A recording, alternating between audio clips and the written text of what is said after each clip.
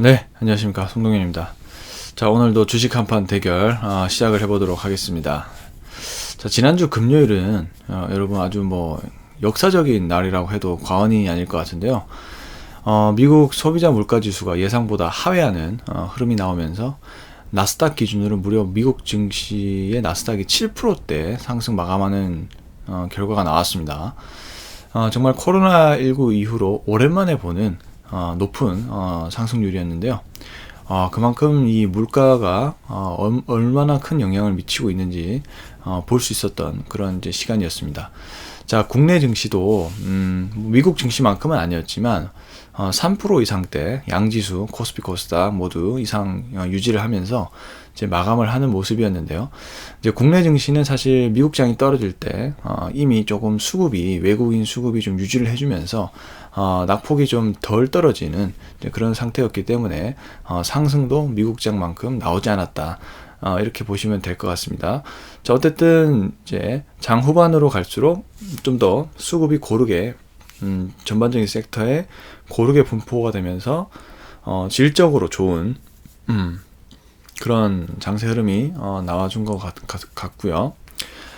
그래서 좀 봐야 될 섹터들이 좀 많았습니다. 그래서 상승률이 큰 섹터부터 한번 차근히 말씀드려 보도록 하겠습니다. 우선 상한가 진입을 한 종목부터 살펴봐야겠죠. FR텍이라는 종목이 좀 눈에 띄는데요. 지금 2연속 상한가가 나왔습니다. 지금 네옴시티 관련해서도 지금 네옴시티 자체가 스마트 시티를 지향하는 그런 프로젝트다 보니까 통신 장비 이런 부분도 굉장히 중요하겠죠. 그러한 이제 이슈 기대감에 통신 장비 기업도 지금 다시 주목을 받고 있다라고 보시면 될 것 같습니다. 그래서 이제 FR텍이라는 종목이 이제 상한가 2번에 현재 진입을 한 상황이고요. 그러면 또 세우글로벌이라는 기업도 지속적으로 지금 2연속 상한가에 이제 들어가는 모습입니다. 그렇고요. 근데 또 눈에 띄는 종목이 있는데 바로 여러분 카카오페이가 상한가에 진입을 했다라는 겁니다. 이 부분은 좀 시사하는 바가 있는 것 같은데요. 일단 카카오페이는 대표적으로 이제 카카오 그룹사로서 카카오를 대표하는 기업들 중에 하나인데 그만큼 이제 물가가 오르면서 코로나19 수혜로부터 완전히 벗어나는 이제 그런 기업으로 평가를 받으면서 엄청난 하락을 했죠. 공매도에 타깃이 되면서 또 추가적인 이제 하락세를 보이면서 계속 고전을 이어나갔는데 지금 흐름이 굉장히 반전이 되고 있는 상황입니다. 일단은 숏 커버링이 강하게 들어왔다 볼 수가 있겠고요. 그럼에도 불구하고 상한가에 진입을 했다는 것은 시장의 성격이 좀 바뀌고 있는 것이 아닌가 이렇게 좀 평가를 해봅니다. 그래서 한동안 이제 성장주를 조금 봐야 될 것 같다라는 좀 느낌이 들었고요. 그래서 좀 상징성 있는 날이 아니었나 이렇게 생각을 합니다.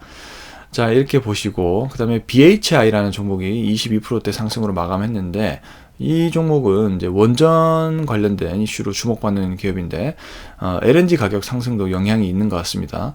그래서 약간 개별적인 호재로 이제 오르는 것 같고요. 그 다음에 이제 봐야 될 종목이 이제 카카오 그룹주죠.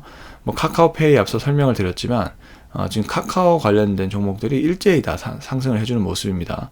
카카오뱅크도 20%대 현재 상승 흐름을 보이고 있고, 그다음에 카카오도 17%대 상승 마감했죠. 뒤에 보겠지만 이제 카카오 게임즈도 10%대로 상승 마감을 했습니다. 대표적으로 이제 과대 낙폭된 그런 종목들이고 숏 커버링이 강하게 들어왔다라고 좀 보면 좋을 것 같습니다. 또 이와 연관해서 네이버도 좀 강하게 상승을 했다라고 볼 수가 있겠고요. 그다음에 또 봐야 될 게 게임주죠. 대표적으로 또 낙폭 과대 상태에 놓여 있는 것이 이제 게임주이기 때문에 게임주 역시도 코로나19 수혜를 받던 종목이고, 그다음에 가상화폐와 연관이 돼서 지속적으로 상승률이 좋았던 게임 섹터인데 역시나 지금 시황의 영향을 받으면서 또 굉장히 안 좋았죠, 게임주도. 근데 이제 게임주 역시도 현재 숏 커버링이 강하게 들어오면서 회복을 해 나가고 있는 상황입니다. 크래프톤과 그다음에 NC소프트도 아주 강하게 반등을 해주는 모습이었고요. 잠깐 언급드린 카카오 게임즈도 10%대 상승으로 마감을 했습니다. 그리고 이제 대성창투라는 이제 종목이 있는데요. 이 기업은 이제 창투사죠. 근데 이제 주목을 받은 이유가 승리의 여신 니케라는 게임이 있는데 이 게임이 현재 인기가 굉장히 많은 것 같습니다.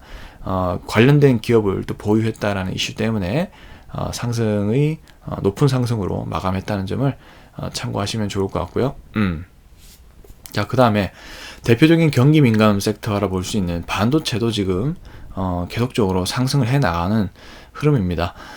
반도체가 이제 또 분위기가 완전히 또 바뀌고 있죠. 그래서 빠르게 지금 회복을 해 나가고 있는 상황인데요. PSK가 대장인 것 같습니다. PSK가 지금 15%대 또 상승이 나와서 마감을 한 모습이고요. 그 외로도 유진테크라든지 그 다음에 뭐 한솔케미칼이라든지 그다음 리노공업 이런 기업들이 계속 또 상승을 이어나가는 모습이다라고 볼 수가 있겠고, 뭐 두산 테스나 같은 종목들도 좋은 흐름이다라고 정리를 해보시면 좋을 것 같습니다. 그 다음에 2차 전지는 조금 눈에 띄는 종목이 안 보이는 거 보니까 좀 쉬어가는 흐름이 나온 것 같고, 그 중에서 이제 하이드로 리튬이 계속적으로 좀 상승을 이어나가는 모습이 인상적이네요.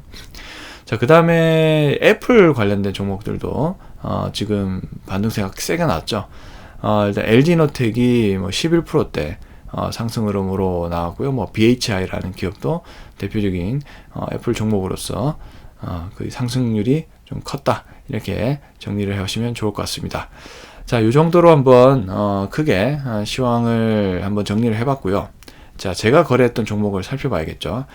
저는 이제 개별 이슈가 있으면서도 시장에서 좀 소외되지 않은 그런 기업들 위주로 거래를 해봤는데요. 대표적으로 신도기현이라는 기업을 좀 살펴보도록 하겠습니다.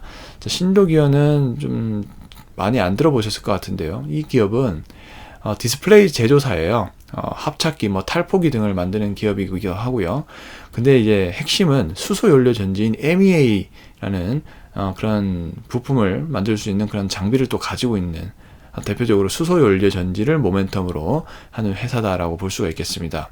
최근 들어서 이제 수소연료 전지 섹터도 계속 수급이 좀 들어오는 모습을 보였는데, 이 기업 역시도 갑자기 이제 장 초반부터 강하게 수급이 유입되면서 좀 거래를 할 수가 있었다라고 말씀드리고 싶습니다.